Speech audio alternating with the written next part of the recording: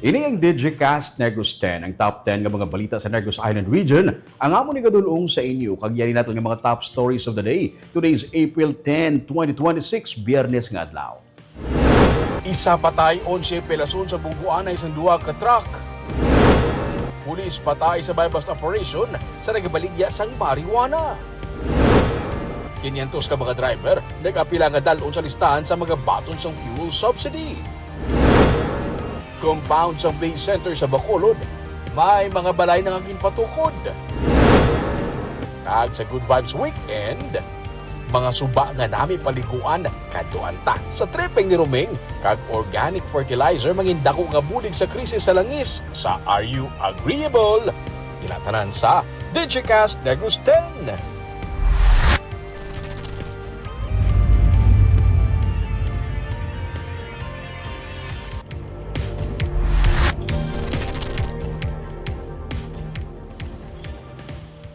Sa number 10, ang bagyo sa guwa sa Philippine Area of Responsibility ang sa karon isa na ka tropical storm. Gintagaan na sa international name nga Sinlaco ang bagyo sa guwa sa Philippine Area of Responsibility. Nagabaskog ang bagyo ganihalin sa isa ka tropical depression karon isa na ini ka tropical storm. May kabaskog ini nga 75 km per hour kag pangmadlos nga tubtob 90 km per hour. Halos wala nagagiyo na ang bagyo sa karon. Yari ni sa gihapon sa guwa sang PAR sa east sang northeastern Mindanao. Suno sa pag-asa, may posibilidad nga mangin isa ka super typhoon ang ini nga bagyo. Ginapaabot nga sa masunod nga semana magasulod na ang bagyo sa PAR pero ginalantaw man ang posibilidad nga hindi ini maglandfall sa Pilipinas. Suno sa pag-asa, malayo pa ang bagyo gani hindi dapat o kung na hindi papatod ang mangin lakat sini gani importante nga parayon nga i-monitor ang lakat sang bagyo.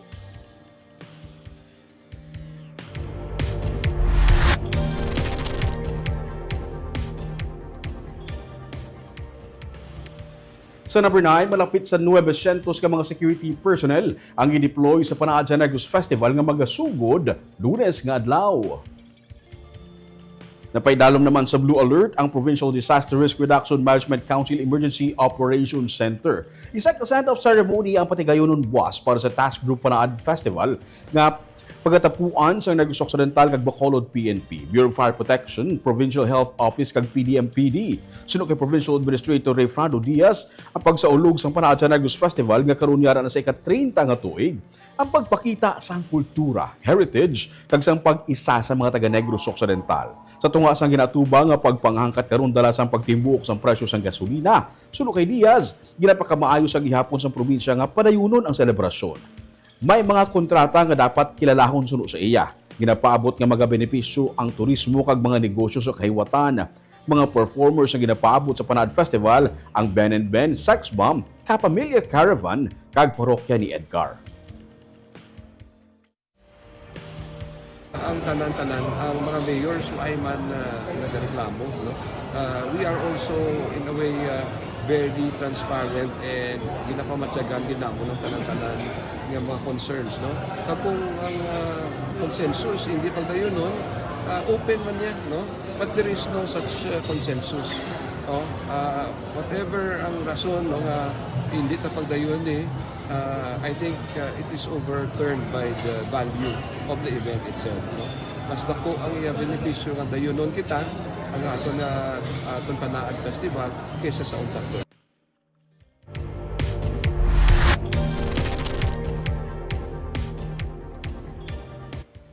Sa number 8, padayon karon ang pagpanghanda para sa bulkan kanlaon ilabi na nga nagapakita naman sang padayon nga mga volcanic activities ang bulkan.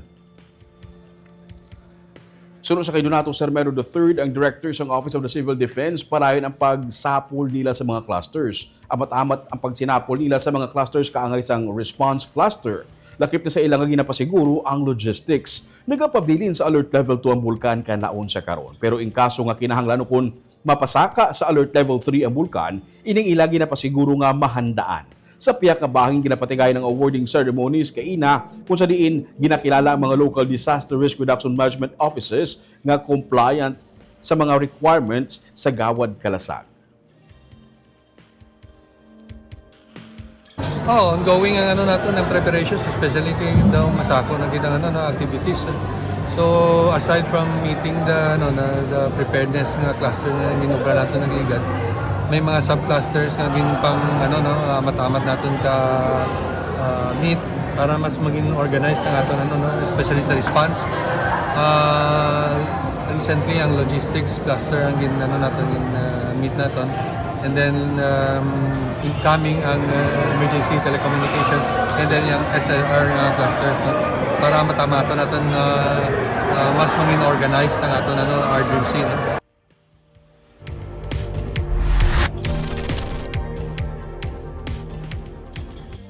Sa number 7, mga jail officers kag mga persons deprived of liberty sa San Carlos BJMP ginpay dalom sa drug test. Nagnegatibo sa paggamit sa illegal nga droga ang tanan nga mga jail officers kag persons deprived of liberty sa San Carlos City District Jail. Magluwa sa drug test, nagpatigayon man sa Greyhound operation ng Philippine Drug Enforcement Agency, Bureau of Fire Protection, opisyalis ang barangay kag sa San Carlos City Anti-Drug Abuse Council. Isa-isa nga gin-check ang mga gamit sa sulod sang selda sa mga PDL sa buligman sa mga K9 nga sniffing dog. Wala sa may nakuha nga illegal o kon illegal drugs o kon kontrabando sa sulod sang nasambit nga facility.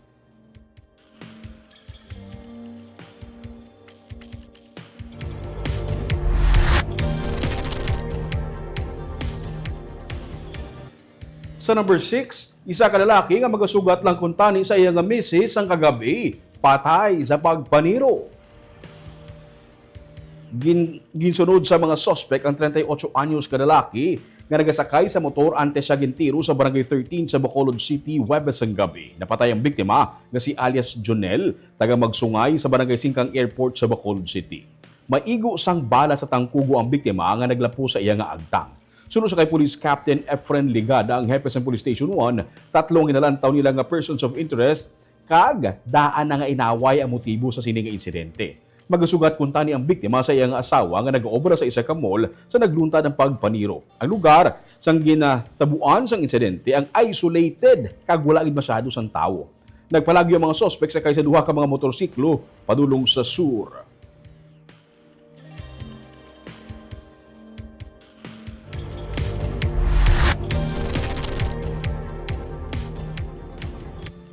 Sa number 5, may nagtuluhaw na karon nga mga balay sa mga informal settlers sa sulod sa compound sang Base Center sa Bacolod City.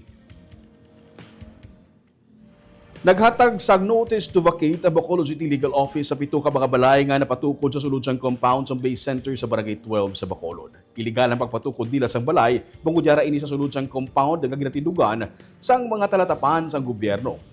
Sunod sa kay retired Police Colonel Levy Pangi, ang pamuno sang CLO enforcement team, nga bisan nakahatag na sila sang 10-day notice ang nagligad nga semana, hindi dali-dali mapahalin ang mga nag-aistar bangod residential houses ini. Sa 7 ka balay, ang iban diri ginarentahan pa samtang ang iba naman ginaistaran sa mga pamilya. May tiyanggi man nga napatukod sa sulod sang compound. Sa initial nga assessment sang Bacolod Housing Authority, disqualified ang mga natungdan nga mahatagan sang relocation site bangod illegal ang pagpatukod nila sa ilang mga balay sa lugar. Ginatun-an na lang sa syudad ang posibilidad nga mahatagan sila sang cash assistance agud mapahalin. Magabalik ang DSSD kag BHA sa mga lugar sa masunod nga semana para mag-resurvey. Matapos ini, maghahatag na sang final notice ang CLO sa ila agud maghalin sa lugar. Ginamat-amat na guba sang City Engineers Office ang Base Center bangod sa pagpatigayon sang redevelopment sa Manukan Country sang SM Prime Holdings Incorporated. Actually, na mo na notice is activities na galing kay tungod nga may na residential na nag-adographic i-review pa na siya. Kaya kung residential, di tayo na pwede nga ipulautayin mo. So, no, kita sang insurvey sang WD, aton nga BHA. After sina nga may certification na pwede na sila makakas, mapay-na notice ka muna sa kasigilatan nga.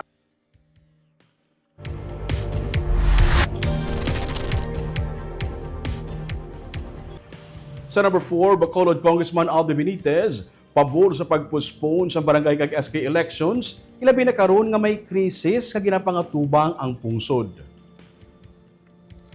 Sila isang Deputy Speaker sa House of Representatives kasi Bacolod City Lone District Representative Alfredo Abelardo Benitez nga pabor siya sa pagpuspone sa barangay kag sangguniang kabataan election 2026 bangod sa ginapakatubang nga krisis sa pungsod sa karon. Uyag sang kongresista nga ipaiway anay sang 6 ka bulan ang piniliay samtang nagapadayon pa ang pagtimbuok sang presyo sang gatong. Dugang pa niya, mas maayo nga ipain na lang anay ang 13 to 14 billion pesos nga pondo sang BSKE para ibulig sa mga sektor nga yakaapektuhan sang sini nga krisis. Nagapati man siya nga kung hindi galayon mahatagan sang solusyon ang ini nga krisis, posible nga mas maglala pa ini kung kumpara sa pandemic. Nagapadayon pa sa karon ang voters registration sa Commission on Elections kag natala na ang filing ng Certificate of Candidacy para sa BSKE sa September 28 to October 5. Naghahanda naman ang COMELEC para sa BSKE sa November 2 sini nga tuig. Himuon mo ni through a legislation nga Of course, proposal. hindi man pwedeng nawala. Ang ano lang is of course the Supreme Court may deem it unconstitutional, but ako paglantaw ko, there's valid cause. May just cause man yan because of the crisis subong, and in fact some people are saying we have to prepare. It might be worse than the COVID pandemic. Yeah. So if that happens, kinahanglan we are ready. So I would like to get all the available funds for us to be able to respond accordingly sa sitwasyon.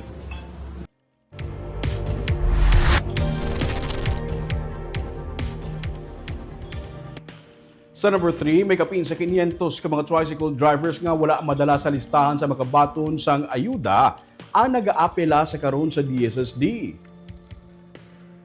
Gisiling ni Richelva de Prado Manga, pamuno sa Bacolod City Department of Social Services and Development, may kapin sa 500 na mga driver sa syudad na nagsumiti sa ilang apela matapos nga wala madala sa listahan sa magabaton sang ayuda.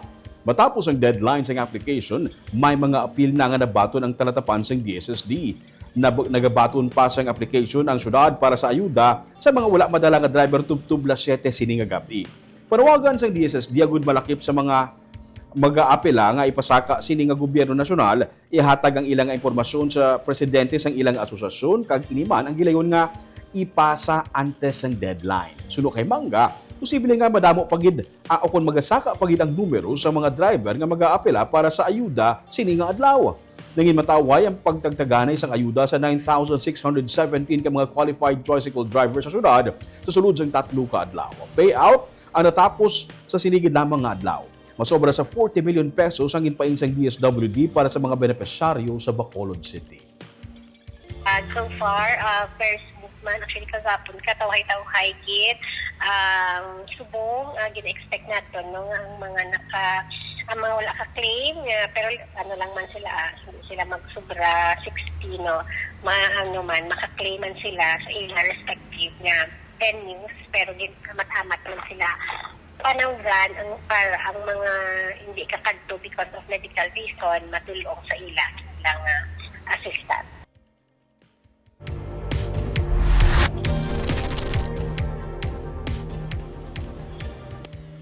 Sa number 2, isa ka pulis ang patay matapos matiruan sang subject sang buy-bust operation sang kagabi.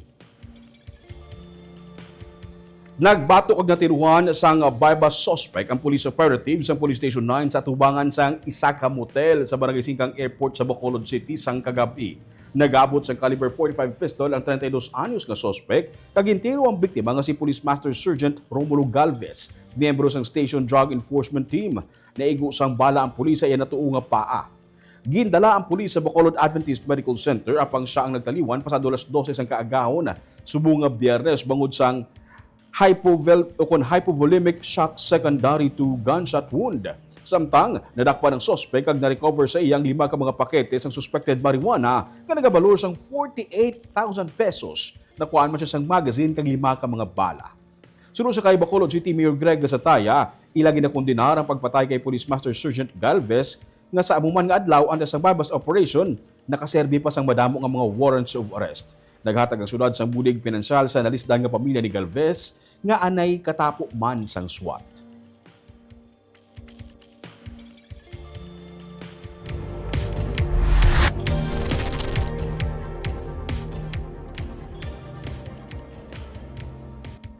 Kag sa numero 1 sa mga balita subong nga adlaw, isa ka barangay health aid kag 11 ka iban kun isa ka barangay health aid ang patay kag 11 ka iban pa ang pilason matapos magbungguana ang duha ka mga truck sa San Carlos City. Nagbungguan na isa ka Hino truck at isa ka Canter truck sa Upper Eco Translink sa Barangay Rizal sa San Carlos City kaina sang aga. Sa report sa pulis, papanaog ang Hino truck sang aksidente nga mabunggo ini sa nagasugata kag nagapasaka nga Canter truck. Suno kay Joe Recolex Alingasa, ang City Disaster Risk Reduction Management Officer sa San Carlos City, sakay sa nagapasaka nga Canter truck ang mga personnel sa San Carlos City Health Office, lakip na ang doktor nga kuntani magapatigayon sang bloodletting activity sa Barangay Quezon. Suno kay Alingasa, isa ka job order worker ang napatay. Siya ang nag-agom sang pila sa ulo. Duha naman ang seryoso nga nasamaran nga nagalakip sang isa ka doktor. Ang siyam ka iban pa nag-agom sa mga minor injuries. Sa report sang PNP, nalakip sa mga nasamaran ang driver kag helper sang Hino nga truck. Suno kay Alingasa, ginapasiguro nga gilayon mahatagan sang bulig kag marespondihan ang mga apektado. Based on the initial report, ang ining aton nga truck halin sa City Health Office nga onboard ang ilang mga employees pakadto sa isa ka barangay for a bloodletting activity at the upper portion of Dukog-Dukog, which is an Eco Transit Highway part of Barangay Rizal. Na-identify ang napatay, sir? Yes, is a job order employee of the City Health Office. Ang male na siya, male, adult. Ang accordingly nga no signs of life. Ang serious yun? Ang isa ka serious is alinman sa City Health Office.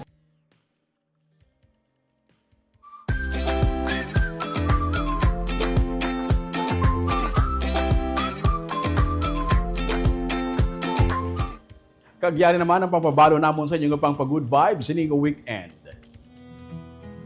Sa shadow kainit sang panahon, kapaang sang panahon, kanami magpaligo sa mga suba. Kay man, budget friendly. Hindi mo kailangan maggasto sang dako para makapabugnaw-bugnaw, makapahulom-hulom sa sining nga mga suba. Ano pa ba ang mga suba ang pwede natin mapaliguan dali sa Negros? Ato na ini nga pang isa-isa kung buwas sa tripeng ni Roming at 8 a.m. Kag sa Sunday naman, organic fertilizer. Isa sa mga importante nga mga bagay karon nga mahal ang presyo sa produkto petrolyo. Paano bala ini nga makabulig sa mga mangunguma naton karon nga may panahon sang krisis? Ini naman naton pag-istoryahan sa Sunday sa Are You Agreeable?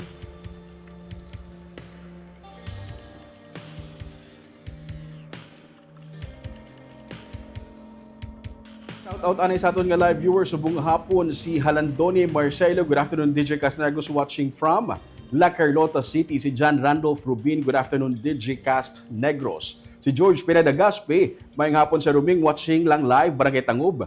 Subong while ga duty sa Tinapay Express Bakery. Wala gyapon ta katilaw tinapay ni George How. Si Maricon Gamboa Hayashi. Good evening, Sir Ruming, Digicast Negros. Happy birthday and God bless you always. Salamat gid, Ma'am Maricon from Japan. Si Mirna Carino Clavel, good PM Digicast Negros and Sir Roming watching from Bacolod City.